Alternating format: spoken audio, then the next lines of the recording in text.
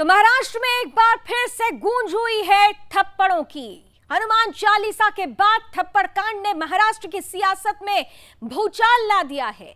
ये थप्पड़ कांड जिस तरीके की सियासत पेश कर रहा है उसके बाद कई सवाल खड़े हो जा रहे हैं।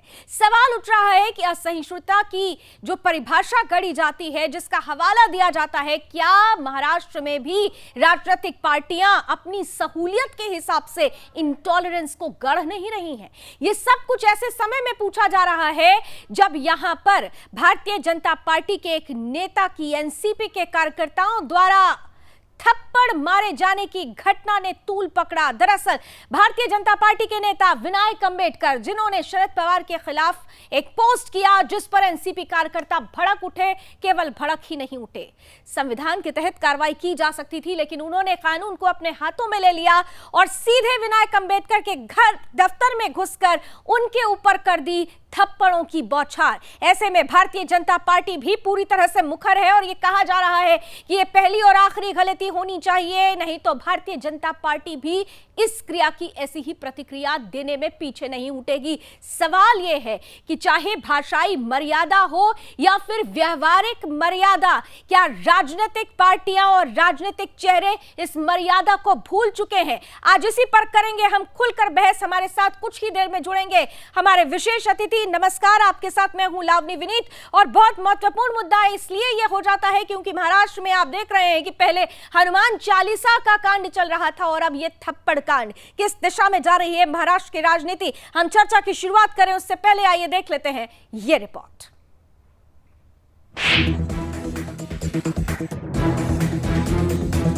ये थप्पड़ की गूंज किसी एक्शन फिल्म का सीन नहीं, बल्कि ये महाराष्ट्र सरकार की कुंठा है जो बीजेपी के बुजुर्ग प्रवक्ता विनायक आंबेकर पर निकली है। दरअसल महाराष्ट्र में एनसीपी के कुछ गुंडों ने भाजपा के बुजुर्ग नेता विनायक आंबेकर के कार्यालय में घुसकर उन्हें थप्पड़ जड़ दिया। इस घटना का वीडियो सोशल मीडिया पर तेजी से वायरल हो रहा है। बीजेपी की महाराष्ट्र इकाई के नेता विनायक आंबेकर ने पुणे पुलिस से शिकायत की है कि एनसीपी के कम से कम 20 कार्यकर्ताओं ने उनके साथ उनके कार्यालय में मारपीट की है। दरअसल महाराष्ट्र सरकार पिछले कई दिनों से हनुमान चालीसा, मस्जिद से लाउडस्पीकर हटाने जैसी विवादों से घिरी रही है। जब इन मुद्दों पर महाराष्ट्र में सरकार चला रही कांग्रेस, एनसीपी और शिवसेना के नेताओं के पास कोई जवाब नहीं बचा तो ये पार्टी गुंडागर्दी पर उतर आई है। कुछ दिन पहले ही जब नवनीत राणा ने हनुमान चालीसा पढ़ने का मुद्दा उठाया तो महाराष्ट्र सरकार ने नवनीत दंपतियों पर जबरन पुलिस कार्रवाई की और हमेशा लोकतंत्र की दुहाई देने वाले शरद पवार की राष्ट्रवादी कांग्रेस पार्टी मारपीट पर उतर आई है। शुरू से ही महाराष्ट्र की गठबंधन वाली सरकार लगातार इसी कोशिश में लगी है कि विपक्ष के द्वारा उठाए गए मुद्दे को किसी भी तरह से दबा दिया जाए, चाहे उसके लिए हिंसा ही क्यों न करनी पड़े। उद्धव ठाकरे की शिवसेना, जो हमेशा एक मुखर राष्ट्रवादी पार्टी के तौर पर जानी जाती थी, अब सरकार बनने के बाद से ही एनसीपी और कांग्रेस के दबाव में काम कर रही है। महाराष्ट्र नवनिर्माण सेना के प्रमुख राज ठाकरे भी यही आरोप लगा रहे हैं कि शिवसेना बाला साहब ठाकरे के सिद्धांतों को भूलकर तुष्टीकरण की राजनीति करने लगी है। सोचने वाली बात यह है कि शिवसेना के संस्थापक बाला साहब ठाकरे के दिल पर क्या गुजरती होगी जब वो उद्धव ठाकरे के बदले इस शिवसेना को देखती होगी जो राष्ट्रवादी विचारों से कोसों दूर जा चुकी है। शिवसेना का बदला ये स्वरूप कहीं पार्टी के अस्तित्व पर ही खतरा पैदा न कर दे।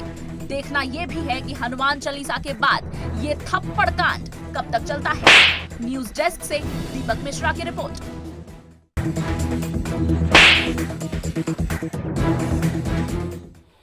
तो महाराष्ट्र में गूंज रहा है थप्पड़ कांड और इसीलिए भारतीय जनता पार्टी की तरफ से भी ताबड़तोड़ रिएक्शंस आ रहे हैं। हमारे सहयोगी वरिष्ठ सहयोगी सौरभ तिवारी ने बीजेपी के राष्ट्रीय प्रवक्ता प्रेम शुक्ला से इस विषय पर बातचीत की है। क्या कुछ उनका कहना है, आइए जरा जल्दी से ये भी सुन लेते हैं। जिस तरह से भारतीय जनता पार्टी के एक प्रवक्ता महाराष्ट्र में, उनको एनसीपी के नेताओं ने थप्पड़ मारा, इस पर क्या कहेंगे? देखिए, ये सिद्ध कर रहा है कि सरकार गुंडों को संरक्षण दे रही है और वहाँ पर लोकतांत्रिक मूल्यों को कुचल कर उल्टे लोकतांत्रिक मूल्यों की रक्षा करने वालों के विरुद्ध जो है वहाँ चिंगाड़ते हैं लोग। शरद पवार और उद्धव ठाकरे की जो सरकार है, इस सरकार में अगर किसी ने भी लोकतांत्रिक ढंग से अपनी बात करने का प्रयास किया तो कभी जितेंद्र आव्हाड जैसा मंत्री सोशल मीडिया पर किसी पोस्ट के आधार पर किसी की पिटाई करवा देता है, कभी भारतीय जनता पार्टी के प्रवक्ता पर हमला हो जाता है, कभी जो है कोई हनुमान चालीसा पढ़ देता है तो राजद्रोह हो जाता है। लेकिन वही ओवैसी अगर आकर औरंगाबाद में औरंगजेब की कब्र पर माथा अगर टेकता है तो उसको राजशिष्टाचार मान लिया जाता है। हनुमान चालीसा राजद्रोह और औरंगिया की जो कब्र है उस पर माथा टेकना राजशिष्टाचार। यह बता रहा है कि उद्धव ठाकरे की सरकार अपनी सुन्नत करा के बैठी है। और आइए बिना समय गवाए आज के पैनलिस्ट से आपका वास्ता कराती हूँ, स्क्रीन पर लेकर आए हमारे साथ इस वक्त जुड़ चुके हैं एनसीपी की तरफ से राष्ट्रीय प्रवक्ता बृजमोहन श्रीवास्तव जी। बृजमोहन जी, आपका बहुत बहुत स्वागत। और साथ ही साथ मैं स्क्रीन पर देख पा रही हूँ जाने माने वरिष्ठ पत्रकार राजनीतिक विश्लेषक अविनाश सिंह जी भी हमारे साथ जुड़ चुके हैं। अविनाश जी, आपका भी बहुत बहुत स्वागत। और कुछ ही देर में हमारे साथ भारतीय जनता पार्टी की प्रवक्ता भी जुड़ेंगे, लेकिन शुरुआत में आपके साथ करती हूँ बृजमोहन जी। बड़ा महत्वपूर्ण सवाल है। देखिए, अभी कुछ दिनों पहले ही मुझे याद है कि जब नारायण राणे जी की तरफ से कुछ ऐसी टिप्पणी की गई थी तो आप लोगों ने बहुत तरीके के लोकतांत्रिक मूल्यों का अवलोकन कराया भी था और ये कहा था कि ये लोकतांत्रिक मूल्यों के खिलाफ है। आज ये दादागिरी, आज ये थप्पड़, ये कौन से लोकतंत्र का हिस्सा है? बृजमोहन जी। जी, मैं इसको स्पष्ट कर दूं कि राष्ट्रवादी कांग्रेस पार्टी का कोई भी अधिकृत व्यक्ति इस घटना से जुड़ा हुआ नहीं है और साथ ही साथ मैं राष्ट्रवादी कांग्रेस पार्टी की ओर से भी इस घटना की निंदा करता हूं। और राष्ट्रवादी कांग्रेस पार्टी किसी भी प्रकार की हिंसा में ना तो विश्वास करती है। हम लोग देश के कानून के अंतर्गत कार्य करने वाली पार्टी है। आप जानते हैं हमारे जो आदरणीय नेता शरद पवार जी हैं वो अजात शत्रु कहलाते हैं। 60 साल के उनके जीवन काल में जिससे भी वो मिले उससे उनकी मित्रता है, चाहे वो पक्ष का व्यक्ति हो चाहे विपक्ष का हो। तो हम लोगों की विचारधारा अलग हो सकती है, राजनीतिक असहमति हो सकती है, लेकिन हम लोग किसी भी व्यक्ति को नुकसान पहुंचाने की राजनीति कभी नहीं करते। और मैं आपको इसमें और स्पष्ट कर दूं कि ये जो विनायक जी हैं इन्होंने पोस्ट की थी। जब ये पोस्ट की उसमें कुछ ऐसे शब्दों का उपयोग किया था जो अनुचित थे और जो राजनीतिक परंपरा या राजनीतिक शिष्टाचार में ठीक नहीं थे।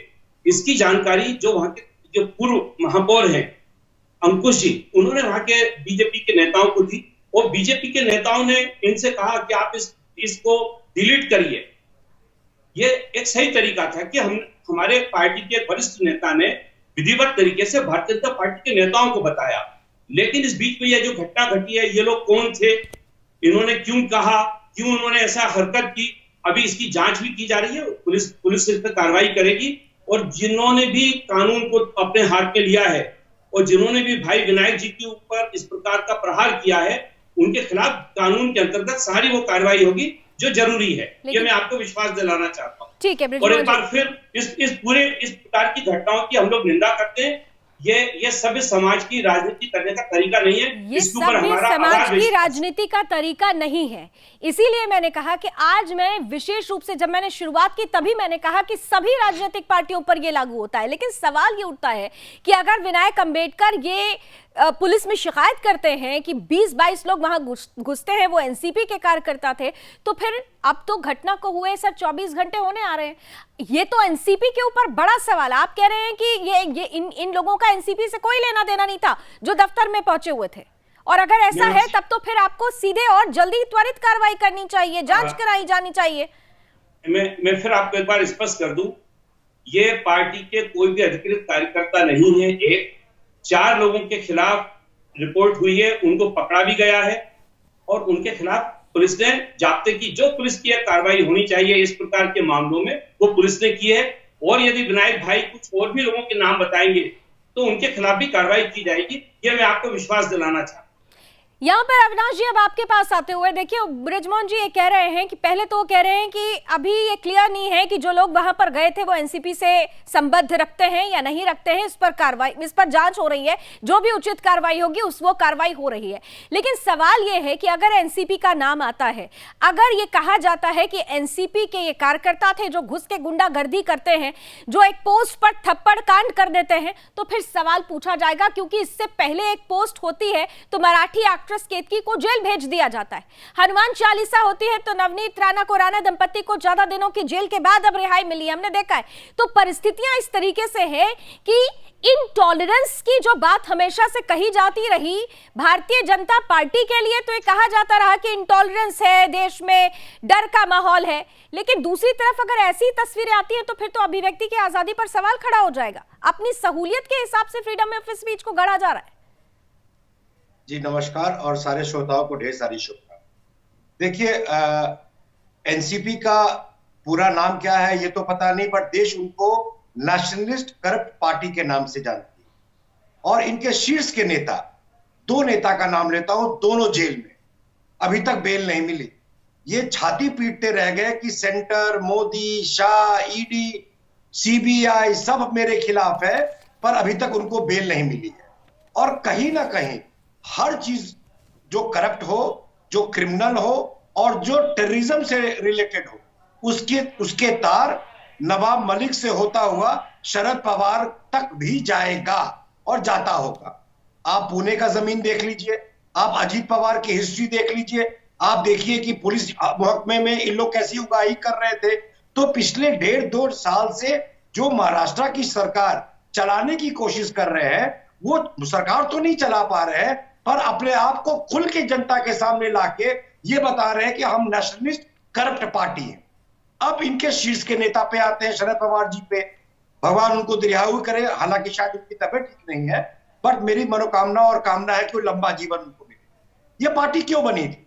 ये पार्टी कांग्रेस से टूटकर इसलिए बनी थी कि सोनिया गांधी वो अध्यक्ष नहीं बन सकती थी, और आज देखिए कि वो कहां जाके बैठे हुए हैं। तो ये जो कह रहे हैं कि कार्रवाई होगी, कार्रवाई होगी, कार्रवाई होगी, कोई कार्रवाई नहीं होगी। क्या कार्रवाई किया एनसीपी के नेताओं पे इन्होंने? क्या इन्होंने नवाब मलिक को पार्टी से निकाला? नहीं, वो आज भी मंत्री है और जेल से सरकार चला रहा है। उद्धव ठाकरे सीएम एकमात्र ऐसे सीएम है जिनके मंत्री जेल से सरकार चला रहे हैं बेशर्मी के साथ, और उनके प्रवक्ता आकर के बोल रहे हैं कि इस पर कार्रवाई होगी। आपने देखा ये कार्रवाई किस तरह से करते हैं, देशद्रोह का कैसे ये इन लोग गलत इस्तेमाल करके ब्रिजमोहन जी जल्दी से जवाब दे दीजिए, तो अली दारूवाला जी भी हमारे साथ जुड़ चुके हैं। एक मिनट। और अभी एक बच्ची एक्ट्रेस है, कोई मैं जानता नाम भूल रहा हूँ, कोई बी ग्रेड या ए ग्रेड एक्ट्रेस है, उसके ऊपर इन्होंने फेंका है सियाही, उसके मुंह पे फेंका है 2-3 दिन पहले। ठीक है, तो ये सरकार क्रिमिनल की सरकार है। और ये जो कृत्य हो रहा है, ये जो कृत्य हो रहा है, सवाल खड़ा करता है कि क्या ये सहिष्णुता कही जाएगी? मैं सिंह साहब से पहले बात कर दूं। सिंह साहब ने बड़ी सैद्धांतिक बात की है, और चूंकि एक बुजुर्ग व्यक्ति है तो उनको निश्चित रूप से याद होगा कि 80 साल के स्वामी अग्निवेश को बीजेपी और आरएसएस के कार्यकर्ताओं ने रांची में मारा था। किसी भी भारतीय जनता पार्टी के एक व्यक्ति ने उसके ऊपर यह कंडेम नहीं किया था कि घटना गलत है। इसके अलावा मैं आपको बता दूं कि जो बीजेपी के विधायक है, आजादी के पहले चले जाइए भाई आकाश आजादी के पहले क्या बोलते हैं, पार्टी के राष्ट्रीय महामंत्री, उन्होंने बल्ले से, मेरी बात सुन लीजिए, पूरी बात सुन लीजिए, आज के मुद्दे पर बल्ले से एक नगर निगम के अधिकारी की पिटाई की। आदरणीय प्रधानमंत्री जी ने इस बात को कंडेम किया, लेकिन आज तक उनके क्या कोई कार्रवाई नहीं। ब्रिजमोहन जी, फिर तो सवाल मेरा आपसे ये है कि ठीक है, तो फिर आप विकल्प प्रस्तुत कीजिए ना, एक वैकल्पिक, एक स्वच्छ राजनीति आप ही कर दीजिए। ठीक है, 4 लोगों को गिरफ्तार किया है। ब्रिजमोहन जी, जिन लोगों को अभी देखिए, गिरफ्तार किया गया, ठीक है, लेकिन अभी थोड़ी देर पहले आप ये कह रहे थे, थोड़ी देर पहले तो आपने पल्ला ही झाड़ लिया था कि उनका एनसीपी से कोई लेना देना नहीं है। अभी थोड़ी देर पहले ही तो आपने पल्ला झाड़ लिया था कि एनसीपी से कोई लेना देना नहीं है। उनका एनसीपी से कोई लेना देना नहीं है, वो पार्टी के अधिकृत लोग नहीं है। ठीक, भारतीय जनता पार्टी से, ठीक है, मैं आती हूँ जरा। भारतीय जनता पार्टी से भी हमारे साथ प्रवक्ता जुड़ चुके हैं, अली दारूवाला जी जुड़ चुके हैं। अली साहब, बहुत बहुत स्वागत है आपका, और उम्मीद करती हूँ आपको मेरी आवाज पहुंच रही होगी। आ रही है आवाज आपकी, आपका बहुत बहुत धन्यवाद। आपके माध्यम से मैं हमारी भारतीय जनता पार्टी का स्टैंड क्लियर करने जा रहा हूँ। ये जो महाराष्ट्र में जो घटनाक्रम चला है लवली, ये बेशक बहुत शर्मिंदगी की बात है। यहाँ पर कल हमारे जो नेता है देवेंद्र फडणवीस जी, उन्होंने ये एकदम क्लियर किया, क्या ये जो महाराष्ट्र में यहाँ के मुख्यमंत्री माननीय उद्धव जी ठाकरे ने कहा है, क्या आप भारतीय जनता पार्टी पे टूट पड़ो। तो मैं आपके माध्यम से ये कहना चाहता हूँ राष्ट्रवादी और शिवसेना को, अगर आप भारतीय जनता पार्टी पे टूट पड़ेंगे तो आप टूटेंगे भी और पड़ेंगे भी। मराठी में जो बोलते हैं पड़ेंगे यानी आप गिरेंगे भी। तो आप बिल्कुल ये जो है दादागिरी की भाषा मत करो। ये बिल्कुल एक बहुत ही गंदा मैसेज एजुकेटेड लोगों में जा रहा है। लेकिन अली साहब, ब्रिजमोहन जी कह रहे हैं कि जो लोग वहां पहुंचे हुए थे उनका एनसीपी से कोई लेना देना नहीं है, वो एनसीपी के लोग नहीं है, वो ये कह रहे हैं। एक मिनट, ये झूठ बोल रहे हैं। नवाब मलिक के जैसे नवाब मलिक के अविनाश जी, अली जी को पूरा अविनाश जी एक सेकंड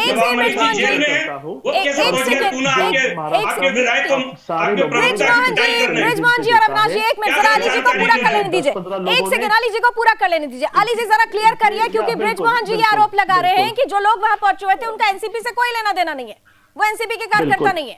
परसों बिल्कुल ये सब झूठ है, ये झूठ ज्यादा दिन टिकता नहीं है। परसों जो लोगों ने हमारे अंबेडकर जी के ऊपर हाथ उठाया था, उनका इंटरव्यू 8 लोगों का नेशनल टेलीविजन के ऊपर टेलीकास्ट किया। उन्होंने ये कहा कि उन्हें ये करने कौन से चैनल पे खेद,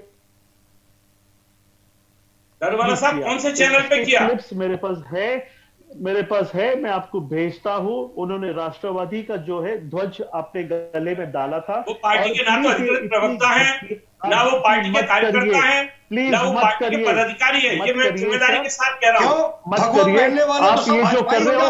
लवनी मैम, पहनने वाले तो सब भाजपाई हो जाते हैं आपके लिए। रिक्वेस्ट करूंगा उनका उनका जो सुन तो लीजिए, आपका साथी बोल रहा है, उसकी बात को जाने दीजिए। मैं आपको सेंड करूंगा। मैं आप नहीं, देखिए एक बात तो तय है ब्रिजमोहन जी, एक बात तो तय है, अगर उनको आरोप लगाना ही होता, ठीक है ब्रिजमोहन जी, अगर उनको आरोप लगाना ही होता तो फिर महाविकास अघाड़ी में तो फिर शिवसेना भी है, उसमें कांग्रेस भी है। उन्होंने एनसीपी के कार्यकर्ता अगर कहा है, और आपने खुद शुरू में कहा कि वो बुजुर्ग व्यक्ति हैं, उनके साथ जो हुआ वो गलत हुआ, तो एक बुजुर्ग व्यक्ति, अगर हम तस्वीरें देख रहे हैं और अगर ये आरोप लगा रहे हैं तो फिर बताइए ये सवाल पूछा जाएगा ना ब्रिजमोहन जी? फिर तो मैंने जवाब भी तो दिया आपको। 4 लोगों को गिरफ्तार किया गया है, जो नाम उन्होंने बताए उनको आप पूछिए, लेकर आइए चैनल पे, उनसे पूछिए जो नाम उन्होंने बताया वो लोग गिरफ्तार हुए या नहीं। और साथ ही साथ स्थानीय पुलिस ने उनको आश्वासन दिया है। अली दारूवाला भी कह रहे थे कि उद्धव ठाकरे अगर ये कहते हैं कि भारतीय जनता पार्टी के लोगों पर टूट पड़ो। लेकिन एक मिनट दारूवाला साहब, मैं आपसे बात पूछना चाहता हूँ, सिंह साहब मैं आपसे भी एक बात पूछना चाहता हूँ। जो पोस्ट उन्होंने लगाई थी विनायक जी ने, जिसको उन्होंने विड्रॉ किया है, क्या आप उससे सहमत हैं? क्या किसी एक बुजुर्ग व्यक्ति के खिलाफ जो कि सार्वजनिक जीवन में हो, क्या उनके खिलाफ इस प्रकार के शब्दों का उपयोग होना चाहिए? ये एक काम नहीं है, ये एक इंसिडेंट नहीं है, यहाँ पे सीरीज ऑफ इंसिडेंट्स चले हैं। यहाँ पे 40 एक सेकेंड राष्ट्रीय प्रवक्ता के नाते आप मेहरबानी करके झूठ बात मत करो। आपको शोभता नहीं, आपके उम्र के आदमी को ऐसा करते हुए शोभता नहीं है। मगर जो यहाँ पर एक महीने से चला है, यहाँ पर जो चला है, हनुमान चालीसा पढ़ना मत करिए। महाराष्ट्र पूरा देश उस पर हंस रहा है। अच्छा ब्रिजमोहन जी, एक सेकंड ब्रिजमोहन जी, एक सेकंड आप लोग अगर एक रिक्वेस्ट में करूंगी आप तीनों से ही कि अगर एक बोलेंगे तो आप तीनों की आवाज स्पष्ट होगी, एक साथ बोलेंगे तो समझ में नहीं आएगा। ब्रिजमोहन जी, मैं आपसे एक सवाल पूछ रही हूँ और दिल पर हाथ रख के एकदम सच्चाई के साथ जवाब दीजिएगा। देखिए मैं ये कह रही हूँ कि क्रिया और प्रतिक्रिया दोनों ही गलत थी। ऐसी किसी भी भाषा का समर्थन सुदर्शन न्यूज नहीं करता है जो राजनीतिक तौर पर ना तो व्यवहारिक है ना तो मर्यादित है, ऐसी किसी भी एक तरीके की भाषा का। लेकिन इसके उलट जो प्रतिक्रिया होती है वो भी सवालों के घेरे में है, इसका भी समर्थन नहीं किया जाना चाहिए। आपने कहा कि विरोध होना चाहिए, ज्यादा दिन नहीं बीते हैं, आपको याद है कि उत्तर प्रदेश के मुख्यमंत्री योगी आदित्यनाथ के लिए उद्धव ठाकरे ने क्या कुछ कहा था? मारने की बात की थी, क्या कहा था? क्या आपने उस समय कोई रिएक्शन दिया? क्या उस समय आप लोगों ने ऐसी प्रतिक्रिया दिखाई? यानी आप सेलेक्टिव हैं, यानी आप सेलेक्टिव हैं। हुआ क्यों था? अरे मालूम है क्या ये तो सेलेक्टिव क्यों हो रहे हैं? मतलब कैसे हुआ, क्यों हुआ? तो आप ये कहेंगे कि चप्पलों से मारेंगे?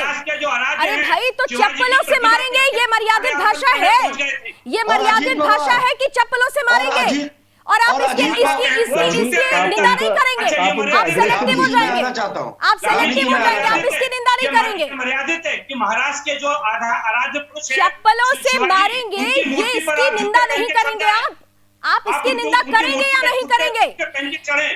आप विरोध कर सकते थे। विरोध करने का कई तरीका होता है। विरोध करने में भाषाई मर्यादा होनी चाहिए, या फिर वहां पर भी आप सेलेक्टिव हो रहे? दारूवाला जी और बृजमोहन जी को आपने सामने लेकर आए। उन्होंने स्वीकार किया, ये उनकी सज्जनता है, लेकिन चप्पलों से मारने वाली बात कहने पर उद्धव ठाकरे जी ने माफी नहीं मांगी और न ही एनसीपी ने इसका विरोध किया। ये भी सवाल खड़ा होता है। ये उनकी सज्जनता थी कि उन्होंने स्वीकार करते हुए माफी मांग ली, लेकिन आप लोगों ने क्या किया? दारूवाला जी को जरा सामने लेकर आइए, आमने सामने लेकर आइए बृजमोहन जी को और दारूवाला जी को। उनकी मूर्ति पर पहन के माला चढ़ाएंगे और उसके बाद आप कहेंगे आपके खिलाफ कोई बात बोला ना जाए। मतलब आप सेलेक्टिव है ना बृजमोहन जी? मैं सीधा सवाल पूछती हूँ, आप भड़क जाते हो क्योंकि वो आपकी राजनीति में फिट नहीं होता है।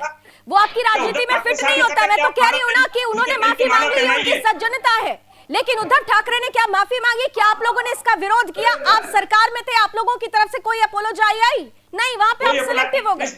अली दारूवाला जी, बृजमोहन जी, आप आमने सामने। उद्धव ठाकरे साहब का जवाब देंगे। बिल्कुल मैम, मैं इनका पर्दा एक सेकंड में फास्ट करता हूँ। ये जो इतने शायद अली दारूवाला जी से संपर्क अली जी, हाँ जी। उन्होंने क्लियर कट कहा है में एक मुख्यमंत्री पे आके हजारों लोगों के सामने राष्ट्रवादी कांग्रेस जो है, इनकी ये जो मसल पावर यूज कर रहे हैं, ये मसल पावर आपका देश देख रहा है। मैं आपको एक बात कहना चाहता हूँ, इससे आपकी इमेज जो है, एक सेकंड बेटा, मैं बीच में बात नहीं किया किशोर जी, आपको पूरा वक्त मिलेगा। इससे जो है इमेज हमारे महाराष्ट्र की खराब हो रही है। जो भी वाद विवाद है हम बैठ के बात कर सकते, जो हमारे ये जिसकी जो शुरुआत हुई है वो हमारी पॉलिटिकल पार्टी की नहीं है। जो केतकी चितले मैम ने जो पोस्ट डाला था, उससे भारतीय जनता पार्टी का कुछ लेना देना नहीं है, उसके समर्थन में भी हम नहीं है। हम माननीय शरद पवार जी जो सर्वा है आपके पार्टी की, हम उनका बहुत आदर और इज्जत करते हैं, और किसी की जो मेडिकल शॉर्टकमिंग्स के ऊपर ऐसा नहीं कहना चाहिए। मगर दूसरी बात में जब हम आपसे कहते हैं ऐसा नहीं कहना चाहिए था, आप लोगों ने भी एक बुजुर्ग आदमी, वो 65 प्लस है, उनके ऊपर जाके जो तरीके से हमला किया वो गलत है। अगर कोई गलती होती है, अगर मेरे पार्टी से गलती होती है, तो मुझे आपसे माफी मांगने में, मीडिया के ऊपर माफी मांगने में कोई शर्म नहीं आना चाहिए। आप एक्सेप्ट कर लो। और महाराष्ट्र के अंदर जो मैसेज जा रहा है, लास्ट एक महीने से जो हो रहा है, जो उद्धव जी, संजय राउत जी ये जो कर रहे हैं, इससे आपका देश हंस रहा है। मैं आपसे विनती करता हूं, प्लीज जो भी डिफरेंसेस है वो पॉलिटिकल लोगों के सामने, जनादेश के सामने जाके इलेक्शन लड़के हम वो आपस में जो बैर है वो डिक्लेयर करेंगे। जवाब दीजिए। अली साहब, आप थोड़ा चूंकि देर से आए थे, मैंने शुरुआत में इस बात को कहा कि ये जो घटना घटी है इसकी हम लोग निंदा करते हैं, और राष्ट्रवादी कांग्रेस पार्टी किसी भी प्रकार की हिंसा में विश्वास नहीं करती है। हम लोग हमेशा दूसरों को सम्मान देने वाली राजनीति करते रहे हैं और आगे भी करते रहेंगे। मैं आना चाहता हूं, मैंने ये भी कहा, ये जो घटना घटी है, घटना नहीं होनी चाहिए थी, और इसका हमारी पार्टी के किसी भी पदाधिकारी से या बहुत धन्यवाद नहीं है, कोई संबंध नहीं है। और जिन लोगों ने यह हरकत की है विनायक भाई के साथ, अली दारूवाला जी ने धन्यवाद भी दे दिया, आपकी बात का स्वागत भी है, लेकिन एनसीपी अध्यक्ष अभी तक इस पर कोई प्रतिक्रिया उनकी तरफ से नहीं आई है। उन्होंने केतकी के मैटर में भी कह दिया मैं तो जानता ही नहीं हूं, और इतनी बड़ी घटना वीडियो चल गया उसके बारे में भी उनको भी नहीं पता। ये भी एक बड़ी चीज है, ये बड़ी चीज है। मैं राष्ट्रीय प्रवक्ता के रूप में जब आपके सामने हूँ, तो ये मेरी पार्टी का पक्ष में रख रहा हूँ, इसके लिए मेरी पार्टी का हर व्यक्ति आके जवाब नहीं देगा। सर आजकल ट्विटर का बड़ा खेल होता है सर, एक ट्वीट होता है सर। और देखिए, मैं मानती हूँ आप राष्ट्रीय प्रवक्ता हैं, आपकी बात यानी पार्टी की बात है, लेकिन शरद जी वो चाणक्य कहे जाते हैं, वो अजात शत्रु कहे जाते हैं, उनकी तरफ से अगर एक पंक्ति आएगी तो भारतीय जनता पार्टी उसका सम्मान करेगी। ये भी बड़ा महत्वपूर्ण है। अविनाश जी, ठीक है, मैं आती हूँ सर आपके पास, जरा अविनाश जी के पास अब जाऊंगी, बहुत देर से उनकी टिप्पणी नहीं है। अविनाश आ रही हूँ मैं आपके पास। अविनाश जी कुछ लावनी जी, आपने डिबेट को बहुत अच्छे तरीके से कंडक्ट किया है, पर जो जवाब मिल रहा है आपको एनसीपी से, वो भटकाने वाला जवाब मिल रहा है। आप ये पूछिए इनसे कि अभी तक आपने नवाब मलिक को क्यों नहीं बर्खास्त किया है। अगर ये अपोलोजेटिक होते अगर ये अपनी गलतियों को मानते तो सबसे पहले ये नवाब मलिक को नवाब मलिक साहब और जिस प्रदेश में हनुमान चालीसा पे देशद्रोह लग सकता है उसे व्यक्ति से हम क्यों अपॉलॉजी मांग रहे हैं? इन्होंने एक एमपी को जेल भेजा, इन्होंने एमएलए को थप्पड़ मारा और इनके और इनके जो अजीत पवार है, इन्होंने एक बार बोला था जब पानी खड़ गया था डैम में कि क्या मैं इसके अंदर मैं वो शब्द का सवाल नहीं करूंगा, लघु शंका कर दूं। तो इस पार्टी की हिस्ट्री नहीं है वोट बैंक की, इस पार्टी की हिस्ट्री नहीं है करप्शन की, और आज भी नवाब मलिक जेल में है, तो उसके ऊपर ये क्यों नहीं बोलते हैं? येदियुरप्पा जी से इस्तीफा लिया था क्या बीजेपी ने? बताइए आप मुझे। आकाश विजयवर्गीय जी से इस्तीफा लिया क्या आपने? उत्तर प्रदेश किसके बारे में बात कर रहे हैं? किसके बारे में बात कर रहे हैं भाई? पुलिस ऑफिसर को मारा क्या, उससे इस्तीफा लिया था क्या? गलतियां आप कर रहे हो, अंबानी के घर में बम आप लगा रहे हो, उगाही आप कर रहे हो, एमपी को जेल में आपका होम मिनिस्टर भेज रहा है, थप्पड़ आपके आदमी मार रहे हैं, आप भाजपा को क्यों मार रहे हैं? आप बताइए, स्वामी अग्निवेश की पिटाई क्यों की थी आपके कार्यकर्ताओं ने? क्या किया था आपकी पार्टी ने? आप नवाब मलिक के जवाब से क्यों बचना चाहते हैं? उसके पीछा आपने। आप Nawab Malik terrorist, Brijmohan ji, Nawab Malik is a terrorist. बात कर रहे हैं नवाब मलिक। अरे नवाब मलिक की कोई गलती नहीं है, और ये मैं आपको बता रहा हूँ, नवाब मलिक के टेररिस्ट कार्रवाई हो रही है, साक्ष्य प्रमाण सबूत कानून के तहत कार्रवाई हो रही है, न्यायालय में सब चीज चल रहा है। कम से कम न्यायालय पर भरोसा करिए। ये कोई राजनीतिक पार्टी नहीं करा रही है, ये न्यायालय। तो कोर्ट, अरे तो जेल किसने भेजा है?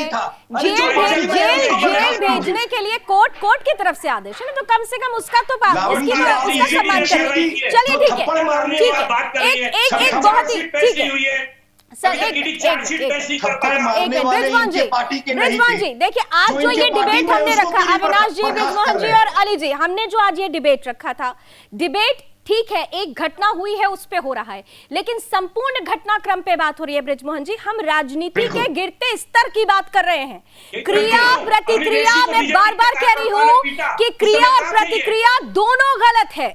यहाँ पर एक मजबूत विपक्ष को यह अधिकार संविधान ने दिया है कि वो सरकार को लेकर कोई सवाल पूछ सकता है। ब्रिजमोहन जी, आप एक रिनाउंड पॉलिटिशियन हैं, एक साउंड पॉलिटिशियन हैं। अधिकार विपक्ष को दिया है ना संविधान ने कि वो सरकार के अगेंस्ट वो प्रतिक्रिया दे सकता है, वो पोस्ट लिख सकता है, मैंने कहा ना मर्यादित होकर, लेकिन सवाल भी पूछ सकता है। यहाँ तो सवाल पूछे तो फिर आप देशद्रोह कह देंगे, जेल के पीछे भिजवा देंगे। कोई पोस्ट लिख दे, पोस्ट शेयर सिर्फ कर दे तो उसको आप जेल के पीछे। केतकी को क्यों भेज दिया आप लोग ने जेल के पीछे? क्या नाम लिखा था उसमें? केतकी के पोस्ट में कोई नाम मेंशन नहीं था, केतकी के पोस्ट में कोई नाम मेंशन नहीं था, आपने कैसे भेज दिया? नाम का मुद्दा नहीं है इसमें। उन्होंने जो चित्रण किया है वो चित्रण हमारे नेता का है, क्यों नहीं उनके खिलाफ कार्रवाई होना चाहिए? वो सार्वजनिक परंपरा नहीं है, कामना करे तो जातियों को लड़ाने की बात करे तो देश का कानून ये कहता है उनके खिलाफ। सर ऐसे तो देश के प्रधानमंत्री के लिए, सर ऐसे तो अगर फेसबुक पोस्ट को उठा के देख ले तो देश के प्रधानमंत्री के लिए ऐसे शब्दों का इस्तेमाल होता है जो किसी भी हद में स्वीकार्य नहीं है। सर प्रधानमंत्री एक संवैधानिक पद होता है, एक नहीं हजारों लाखों ऐसी पोस्ट हम आपको दिखा सकते हैं जो प्रधानमंत्री के अगेंस्ट आपके लोग या आज की वामपंथी लोग देते रहते हैं। आपकी तरफ से आता है, कांग्रेस की तरफ से आता है, व्यक्तिगत टिप्पणी आप लोग करते हैं। सर क्या मतलब है आपके लिए सेलेक्टिव? आप सेलेक्टिव हो जाते हैं। अली दारूवाला सेलेक्टिविज्म देखिए। लेकिन अली जी, मैं आपको भी बोलूंगी, आपको भी मैं एक चीज कहूंगी कि अगर ऐसी जो परिस्थिति बनी है, अगर शरद पवार जी के लिए, उनके लिए पर्सनली ऐसी टिप्पणी की जाती है तो हम इसका समर्थन नहीं करते हैं। किसी भी व्यक्ति को उसके सामर्थ्य पर टिप्पणी आप नहीं कर सकते, वहां पे मर्यादा होनी चाहिए। इसीलिए मैं कह रही हूँ क्रिया प्रतिक्रिया दोनों का हम विरोध कर रहे हैं। तो क्या ये जी लावनी मैम एक सेकंड, बस 2 मिनट में सारा ये आपका डिबेट को कंक्लूजन पे लाता हूँ। ये देखो जो सीरीज ऑफ इवेंट्स महाराष्ट्र में चल रहे, अनिल देशमुख जी का जो अरेस्ट हुआ है, it is under money laundering act. Money laundering act जो होता है, अगर पासबुक में एंट्रीज मिलते हैं मैम, अगर वो सिद्ध होता है तो अरेस्ट होता है। अभी तक उसको अरेस्ट को बेल नहीं मिला। That means the fact of the matter is establish. Point number 1। Point number 2, Nawab Malik ji का अगर आप देखेंगे, उसके ऊपर मनी लॉन्ड्रिंग एक्ट के अंतर्गत उन्हें अरेस्ट हुआ है। तो मनी लॉन्ड्रिंग एक्ट के अंदर जो है पासबुक और उसके एंट्रीज मैच। मुखिया इनकेपेबल है, मुखिया इनकेपेबल है, अगर मैच होता शरद पवार इनकेपेबल है। होना है। पॉइंट नंबर 2, एक सेकंड आप प्लीज, मैं किसी के बीच में बात नहीं करता। शरद पवार जी का नाम पॉइंट नंबर 3, हम आदरणीय मोदी जी बोलते हैं, हम आदरणीय अमित शाह साहब बोलते हैं, हम आदरणीय देवेंद्र फडणवीस बोलते हैं। अरे आप तो आदरणीय नवाब मलिक भी बोलिएगा, ये राष्ट्रवादी आप कांग्रेस तो आदरणीय नवाब मलिक भी बोलिएगा, पार्टी के संस्कार है, ये हमारा आप तो आदरणीय देशमुख जी भी बोलिएगा। तिवारी जी, संस्कार ये दिए तिवारी जी, कि एक सेकंड, आप किसी भी अपने से बुजुर्ग का, किसी भी अपने से बड़े व्यक्ति का नाम नंगाई के साथ लो, ये आपके संस्कार बताते हैं। के ऊपर संस्कार बदलिए मैडम अपने, प्लीज, आप हमको मत बताइए। एक second Srivastava ji, Ali दारोवाला, logical discussion, ठीक है, अली दारोवाला जी, ठीक है, ब्रिजमान जी, अली दारोवाला जी आपसे कुछ सवाल कर रहे हैं, अगर आप सवाल सुन लेंगे तो जवाब ठीक से दे पाएंगे। अली जी थोड़ा जल्दी प्लीज करिएगा, मेरे पास समय की कुछ सीमा है। हाँ ब्रिजमोहन जी एक बात समझिए, लाखों लोग एक 6 बजे के इंटरव्यू का रास्ता देखते हैं, तो हम उनके सामने लॉजिक रखेंगे। जो सेडिशन लॉ नवनीत और उनके दाम्पत्य पे लगाया था, उसे हाईकोर्ट ने खारिज कर दिया, बल्कि कहा कि ये सेडिशन लॉ अंतर्गत बनता नहीं है। और जो ट्विटर पोस्ट जो चुप रहिए भाई, सुनिए, ऊपर आप देखेंगे उनकी जमानत हुई है, खारिज नहीं हुआ है। प्लीज सुप्रीम कोर्ट खारिज करेगा। फैक्ट्स नहीं है आपके पास, फैक्ट्स नहीं, आप प्लीज फैक्ट्स लेकर आया करो डिबेट के ऊपर, कोई बात नहीं। अब आप एजेड, मैं आपकी रिस्पेक्ट करता हूं। पॉइंट नंबर 2, ट्विटर के ऊपर लोग रिस्पांस के अंदर गंदी गाली देते हैं, उसके जाकर मारता कोई नहीं, उसे ब्लैकलिस्ट किया जाता है। अगर आपको कोई इश्यू है तो आप ट्विटर को कंप्लेन करिए, उनको ब्लैकलिस्ट करिए। आपने उनके अरेस्ट कर दिया, खैर कोई बात नहीं, वो परसों जेल से वापस आ जाएंगी, वो उसका क्या गुनाह है वो माननीय जज के सामने वो है, उसके ऊपर कह देंगे ना मुझे अधिकार है ना आपको अधिकार है। सचिन वाजे को अरेस्ट नहीं किया इन्होंने। एक सेकंड, और जो उसने कहा है, मैं आपसे खत्म कर, अनिल देशमुख को नहीं इन्होंने अरेस्ट किया, सचिन वाजे को नहीं इन्होंने अरेस्ट किया, इन्होंने नवनीत राणा को अरेस्ट किया। रैली के अंदर जो स्टेटमेंट किया था वो एक कविता का उन्होंने सारांश पढ़ा था। बिल्कुल ठीक है ब्रिजमोहन जी जल्दी से जवाब दीजिए। मूर्ति का बाप मैं हूँ, इसका बाप मैं हूँ। ब्रिजमोहन जी जल्दी से जवाब दीजिए, फिर अविनाश जी आपके पास आऊंगी लास्ट कमेंट के लिए, क्योंकि अब चर्चा का समय बदल। ब्रिजमोहन जी ठीक है, थैंक यू। हाँ ब्रिजमोहन जी बता दूं, जी ईडी ने पिछले 8 साल में टोटल मिला के 1762 केस रजिस्टर्ड किए, जिसमें से कुल 3 केस ऐसे जिनमें सजा हो पाई। तो ईडी का केस का रजिस्ट्रेशन करना और सजा होना दो अलग अलग चीजें हैं। जहां तक बात अभी बहन नवनीत राणा जी के लिए कहा इन्होंने कि हाईकोर्ट ने उनको निरस्त कर दिया, तो मैं बता दूं कि उनके ऊपर सारी धाराएं चल रही हैं, उनको सिर्फ जमानत मिली है और किसी भी प्रकार की कानूनी प्रक्रिया अभी उनके खिलाफ नहीं रुकी है। तीसरी बात तो और बता दूं, जो अली साहब के शायद ना मालूम हो, कि बहन नवनीत राणा ने गलत सर्टिफिकेट से अपने आप को शेड्यूल कास्ट बनाकर चुनाव कहां करने लगे? मुंबई हाईकोर्ट सर आज की डिबेट दरअसल मैं इतनी देर से देख रही हूँ, मैं इतनी देर से देख रही हूँ, अब तो हम कार्यक्रम के अंत में आ गए। ब्रिजमोहन जी डिबेट हमने आज ये किया था, डिबेट का मुद्दा आज हमारा ये था कि जो भी परिस्थितियां बन रही है, सर एक मिनट, जो परिस्थितियां आज बन रही है उसके लिए सभी राजनीतिक पार्टियों को सोचना होगा। नहीं आप बताइए, जब इन्होंने नवाब मलिक जी की बात की, अनिल देशमुख जी की बात की, आपने आरक्षण क्यों नहीं लिया? नवाब मलिक पर आपने नवाब मलिक को अभी तक आपने नवाब मलिक को सस्पेंड नहीं किया है पार्टी से, आपने पार्टी से सस्पेंड नहीं किया, इस सवाल आपसे पूछा जाएगा ना सर। जो भी कार्रवाई हो रही है कानून के तहत हो रही है। अभी आपने नवनीत राणा की नवनीत राणा की कार्रवाई को आप कानून के दायरे में देख रहे हैं, लेकिन नवाब मलिक की कार्रवाई में आप सहूलियत ढूंढते हैं। क्या बात कर रहे हैं सर, आप यही एक्सपोज हो रहे हैं। आप 2 मैटर्स में कानून की अगर बात करते हैं तो एक ही पक्ष पर रहिए, आप एक को अपने सहूलियत के चश्मे से मत देखिए। नवाब मलिक के मामले में कानून अलग हो जाता है, नवनीत राणा के मामले में आपका कानून हो जाता है। अविनाश जी जो भी कार्रवाई हो रही है वो कानून के तहत हो रही है। बिल्कुल सही सवाल है आपका। जब इन्होंने बोला कि 4 लोग अरेस्ट किए गए हैं, तब मैंने पूछा कि नवाब मलिक पे कार्रवाई क्यों नहीं? अगर आप इतनी जल्दी कार्रवाई करते हैं, कार्रवाई करने के तत्पर रहते हैं, तो नवाब मलिक जेल से क्यों सरकार चला रहे हैं? आपने क्यों नहीं कार्रवाई किया? जब इसका उन्होंने क्या बोला मतलब? नाम कि लीजिए, आप सीएम को बताइए। चप्पल से क्या मारना मतलब चाहिए, इस बात का? कहाँ गई थी आपकी कार्रवाई? आपने बहस अनिल किस मुद्दे पे देशमुख पे किया? क्यों नहीं कार्रवाई किया इनको भी आपने? बताइए। और आप शरद पवार पे इनको क्यों नहीं बताइए कार्रवाई कि कर रहे इस हैं? प्रोटेस्ट क्योंकि किया मुखिया आपने। होने के नाते आज आपको उनके मुद्दा नाक क्या के है? नीचे उगाही चल रही थी। आज आपको मुद्दा क्यों नहीं क्या है? ये तो कार्रवाई किया बताइए आपने इसको। शरद पवार पे? क्या शरद रामजी पवार जी, पे कार्रवाई क्या मुद्दा करेंगे आप? बताते नहीं है शायद इनको। जिनके नाक के आपको नीचे लगता है उगाही इनको- चल रही आपके थी, कोऑर्डिनेटर जिनके ने नाक केस के कोऑर्डिनेटर नीचे आज ने भी उनको मुद्दा नहीं गुंडागर्दी हो बताया। रही है।